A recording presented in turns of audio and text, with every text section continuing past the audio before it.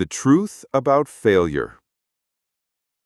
Have you ever asked yourself, why do I keep failing? Why do I start something with fire and end in ashes? Why does it feel like other people are moving while I'm stuck? You're not lazy. You're not broken. You're not cursed. You're not dumb. But you are trapped. Trapped in a loop of silent sabotage, of patterns you don't even know you're repeating. And today, we're going to break that loop. No hype, no fluff, just truth and tools that you can start using right now. Let's begin. Section 1. Why you keep failing. Let's name it. The biggest reasons people fail over and over are not what you think. They are not lack of talent, not lack of time, not even lack of resources. They are emotional exhaustion disguised as laziness, fear of identity shift, addiction to the drama of starting but not the pain of finishing, a nervous system trained to survive, not succeed. Let's take them one at a time. 1. Emotional exhaustion disguised as laziness. You think you're lazy, but you are not. You're just tired of breaking your own promises, so your brain learned to stop believing you. And when your nervous system doesn't trust you anymore, it saves energy. It pulls the brake. It whispers, "Don't bother. We already know how this ends." 2. Fear of identity shift. Here's the truth most coaches never tell you. Success is threatening because it requires you to let go of the version of you that survived disappointment by expecting it. Success is scary because failure feels familiar. We say we want to win, but secretly we fear what we'll lose if we do. Friends, comfort, excuses. So we sabotage the bridge halfway across. 3. The addiction to beginning.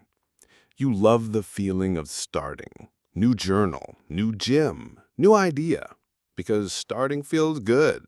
Starting is dopamine. Starting is clean. But finishing? Finishing is sweat, silence, doubt. It's the voice that says, no one sees you, so why bother? So you stop. Right at the moment it gets real. 4. Your nervous system is trained to survive, not succeed. Most of us grew up watching stress. Financial stress, emotional chaos, emotional abandonment, and so your body learned one thing. Safety lives in struggle. So the moment things start working, you get uncomfortable. You sabotage peace. You procrastinate on progress because your body doesn't trust calm. It wants chaos, not because it loves it, but because it knows how to survive it. That's not failure. That's programming. And the good news, what was programmed can be rewired. Part 2. How to rewire the loop and break the pattern. We've exposed the loop. Now, how do we break it? The answer is not motivation. It's not waiting for the perfect time. It's not even willpower. The answer is identity shift through micro actions. Step 1. Stop asking, how do I win? Start asking, who do I want to be? Most people chase goals that don't match their identity. You want to write a book, but you still call yourself a bad writer. You want to run a marathon, but you still tell people, I'm not an athletic type. Here's the truth. You will never outrun the story you tell yourself about who you are. Michael Jordan didn't become a champion because he wanted trophies. He became one because he decided, I am the kind of person who shows up even when I lose. Step 2. Make failure boring. One reason failure hits so hard is because we make it dramatic. We turn it into a movie about our worth. When J.K. Rowling got rejected by 12 publishers, she didn't throw away the manuscript. She sent it again and again until one yes made all the no's irrelevant. To her, rejection was part of the job, not a verdict. So here's your mindset shift. Failure is not feedback on you. It's data about what you tried.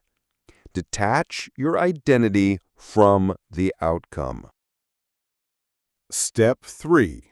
Train your nervous system to trust progress. Remember, your body's default is survival, not success. So when good things start happening, your mind panics. It tries to pull you back into what's familiar. The fix? Start with tiny wins your body can't reject. Make your bed every morning. Drink a glass of water before coffee. Walk for 5 minutes after lunch. Write one sentence instead of forcing a whole page. Your brain learns we start what we finish. Over time, this rewires your sense of safety. Progress starts to feel normal, and normal becomes the new baseline. Step 4. Kill the all-or-nothing trap. How many times have you said, if I can't do it perfectly, I won't do it at all? That's ego disguised as standards. The truth is, consistency beats intensity every time. Thomas Edison didn't invent the light bulb in one genius spark. He failed 1,000 times. But in his mind, each failure was just one step closer to the solution. He didn't restart from scratch every time. He built on the last attempt. So stop throwing the whole plan away because day 3 wasn't perfect. You're not starting over. You're continuing. Part 3. The psychology of finishing. Why most people quit right before the breakthrough. Have you ever noticed that most people quit when they're almost there? Not at the beginning, not in the middle, but right before the moment that would change everything. Why? Because the final stretch is the quietest part of the journey. At the start, everything is noise, energy, excitement, people cheering you on. In the middle, there's struggle, but still movement. But near the end, it's silence. You've been pushing for weeks, months, maybe years, and suddenly it feels like nothing is happening. That's the danger zone. The plateau effect. In psychology, there's something called the plateau effect. It's when your progress slows down, even though you're still putting in effort. Your body and brain are adapting. You're right at the edge of transformation. But because you can't see it yet, you think, it's not working. I'm wasting my time. And that thought kills more dreams than failure ever will. Real life example, Michael Jordan. He didn't make his high school varsity basketball team. Most people know that part. What they don't know is that during the next season, he trained harder than anyone else in the gym. Not for a week, not for a month, for an entire year without a single guarantee of making the team. And when tryouts came again, he didn't just make a team. He became the star. His success wasn't built into victory. It was built in the silent year no one saw. Why finishing feels harder than starting. There's less novelty, no dopamine rush of a fresh start. Doubt is louder. Your mind says, what if all this work means nothing? The reward feels far away, even when it's closer than you think. That's why finishing requires a different fuel than starting. Starting is fueled by excitement. Finishing is fueled by discipline. The shift. When you hit that final stretch and it feels like nothing is happening, remind yourself, I am not here for the rush. I am here for the result. And that quiet, that silence is not a sign of failure. It's a sound of transformation happening under the surface. Part 4. The Science of Habit Momentum. How to make progress automatic. If you've ever tried to push through to your goals, you know how exhausting it feels. But what if progress didn't rely on constant pushing?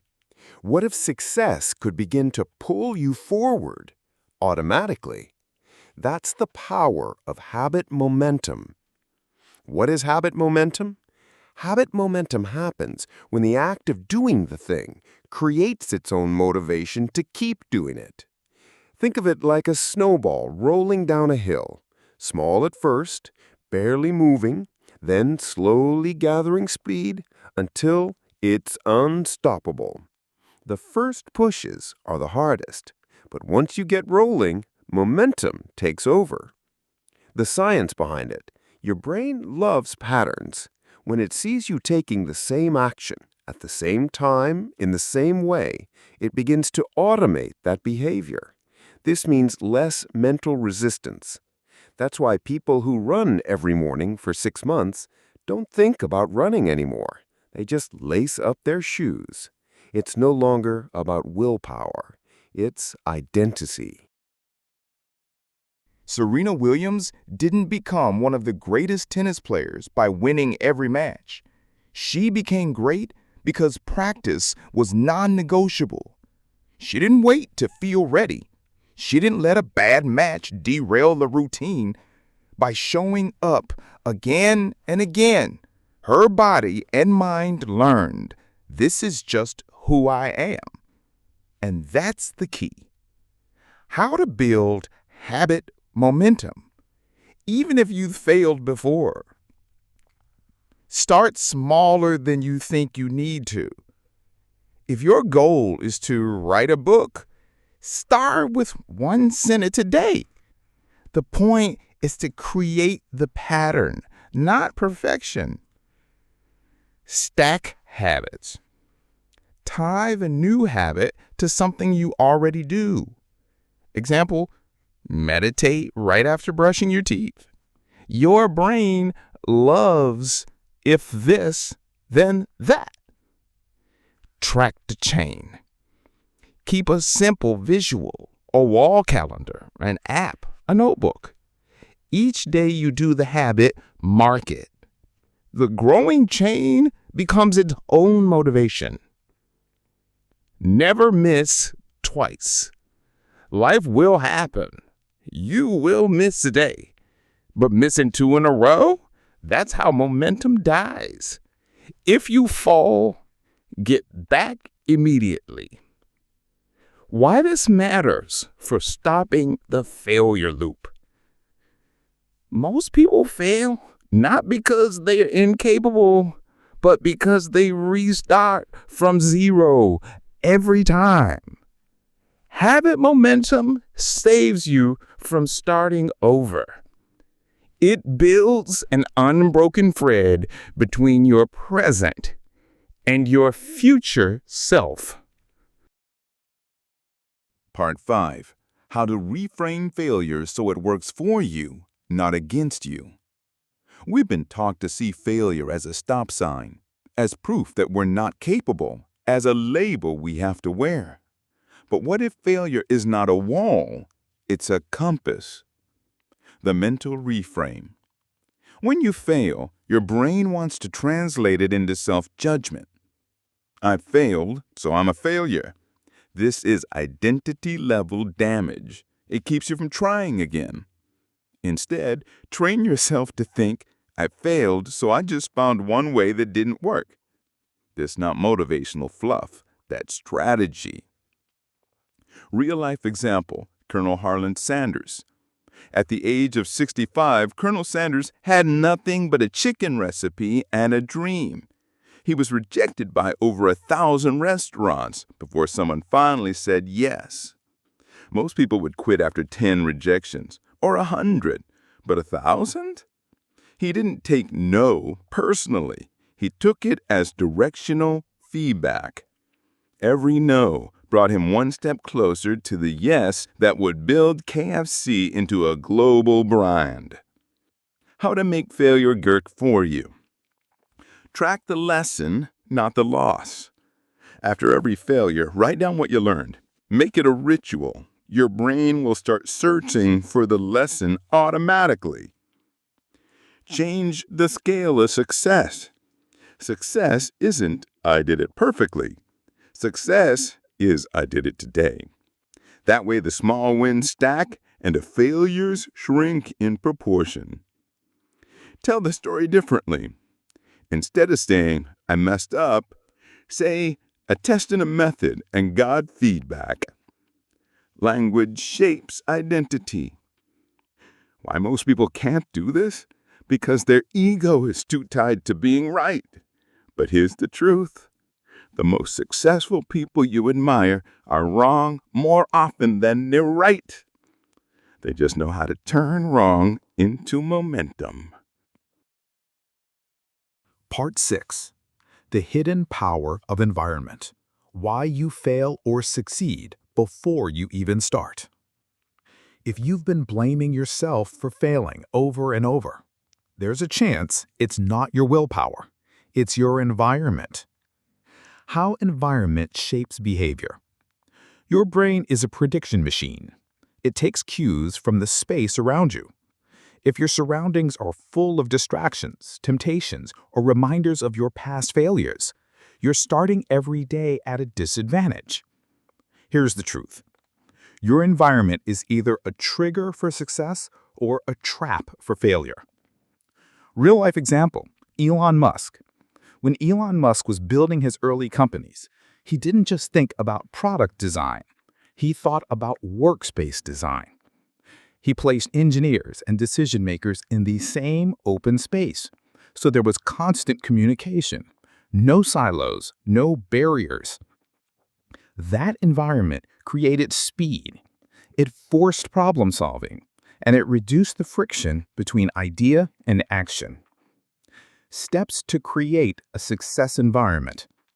Remove friction for the actions you want. Want to work out? Put your shoes where you'll trip over them in the morning. Want to write? Keep your notebook open on your desk. Add friction for the actions you don't want. Put junk food on the highest shelf. Delete social media apps from your phone's home screen. Surround yourself with identity cues, photos, quotes, objects that remind you of who you're becoming, not who you were. Control your energy zones. Have spaces dedicated only to certain activities. For example, your bed is for sleep. Your desk is for work. No mixing. It trains your brain to enter the right mode instantly. Why this matters? If your environment doesn't change, your habits will always be fighting uphill. But when your surroundings push you forward, success becomes the path of least resistance. Part 7. The emotional tipping point. How to turn pain into fuel instead of a cage. Pain is a double-edged sword. For some, it's a prison, a reason to stay small, a weight they carry into every decision.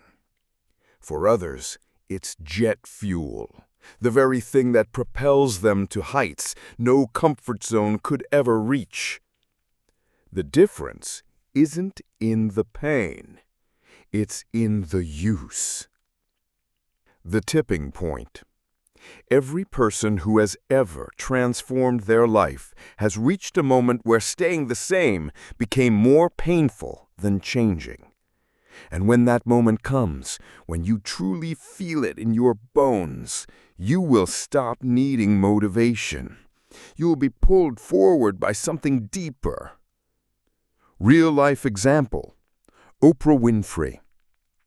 Oprah didn't have an easy beginning. Poverty, abuse, every statistic said she was destined to fail. But instead of letting her pain close her off, she turned it into connection. She understood what it meant to feel unseen and built her entire career on making people feel seen. Her shows weren't just entertainment, they were a lifeline, because she took her wounds and turned them into bridges. How to turn your pain into fuel. Acknowledge it without judgment. Stop pretending it didn't happen. Pain denied is pain multiplied. Extract the lesson.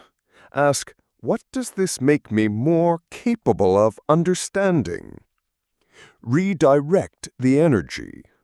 Take the raw emotion and put it into movement, art, business, service, training.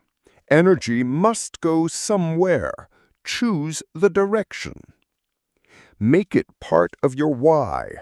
Let your pain become the reason someone else doesn't have to feel what you felt. Why this matters for breaking failure cycles. When your motivation is only based on wanting more, it fades when life gets comfortable. But when your motivation is based on never going back, it stays sharp. Part 8. The compound effect. How tiny wins become life-changing results. Success rarely arrives as one giant leap. It's not a lottery ticket. It's not an overnight miracle. It's the compound effect, the quiet accumulation of small, consistent actions that build into something extraordinary. Why small wins matter. Your brain is wired to crave quick results. That's why diets, workouts, or projects feel exciting at first, until the big change doesn't show up fast enough. But real transformation works like compound interest. At first, you see almost nothing. Then, slowly, the curve starts to rise, and one day, the growth is exponential. Real-life example. Warren Buffett. Warren Buffett didn't become one of the richest men in history through wild risks. He built his fortune through small, smart, consistent investments over decades. Buffett once said, "Someone is sitting in the shade today because someone planted a tree a long time ago." It wasn't the one big investment that made him wealthy. It was the thousands of disciplined, boring decisions over years that compounded into something unstoppable. How to apply the compound effect to your life.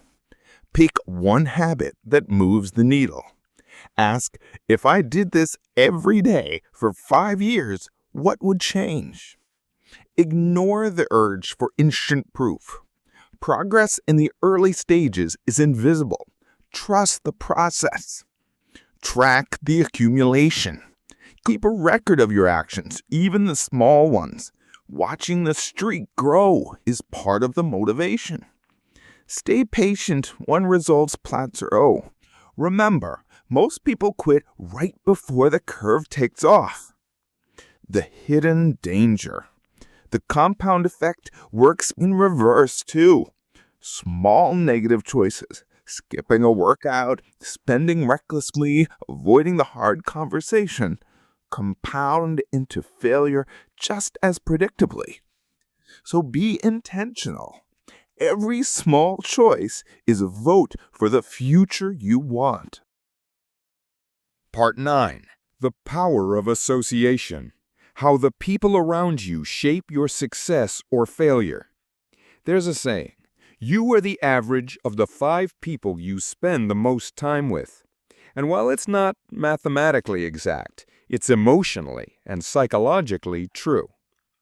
How people shape you without you realizing it. The people around you influence your standards. What's normal to them becomes normal to you. Beliefs, their limits become your limits. Energy, their habits affect your motivation. Vision, they either expand it or shrink it. It's not always intentional. It's not always malicious. It's just how humans adapt. Real-life example. Steve Jobs was famous for surrounding himself with A players. Not just talented, but people who refused to settle for good enough. He believed that environment was a pressure cooker for excellence. When you work with people who demand the best, you either rise to meet them or you step aside. That culture of high standards shaped Apple's DNA and created products that changed the world. How to audit and upgrade your circle. List your 5 closest influences. Not just friends, but family, co-workers, the people you talk to most. Ask, are they pulling me forward or holding me back? This isn't about love, it's about alignment. Seek expander relationships. Find people who make your goals feel possible just by how they live. Limit energy leaks.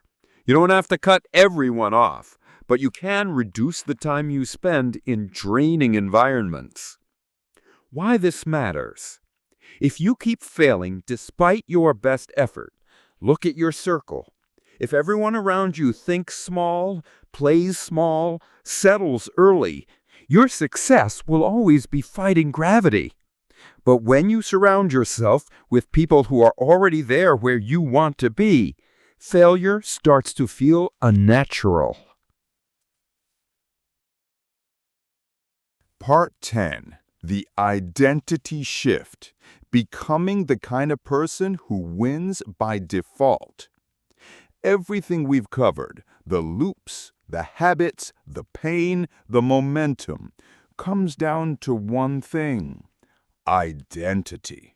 Because no matter what goal you set, you will never act in a way that consistently violates who you believe you are.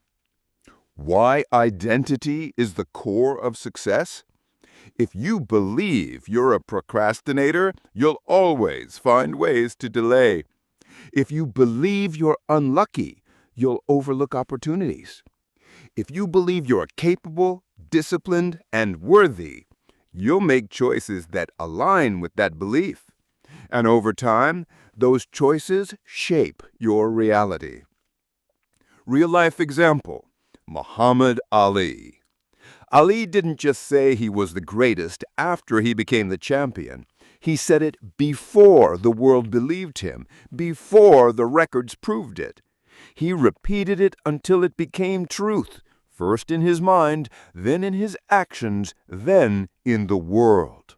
That's the power of declaring your identity before the results arrive. How to create your winning identity?